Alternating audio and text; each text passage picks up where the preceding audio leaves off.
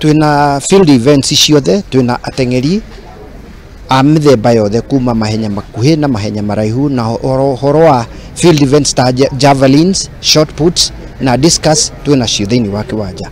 Uguo aria megukorwo me haku ni tui ati muguthie na mbere na gukinyukaniria na ithue ni gukorwo tuli aingi na tuli okuo ni mugutuona tukiruta mawira macio. Tutingicokia thirikari mwena tuge ati ndirugamite na ithue. Thirikari ni ikoretwo igituhe mwihoko na ikirugama na ithue ro kinyagia hau tukinyetie, na ni tui ati ni tugukinyaniria nao oro hau tukinyeta, ni tondu ni matwirite na magatuhe mwihoko ati twikire mwihoko hari thirikari ota makimenyaga ati ni mekurugama na ithue kinya ndaika ya muico, tondu ona hau matukia hizi trials zita attract more than 300 athletes.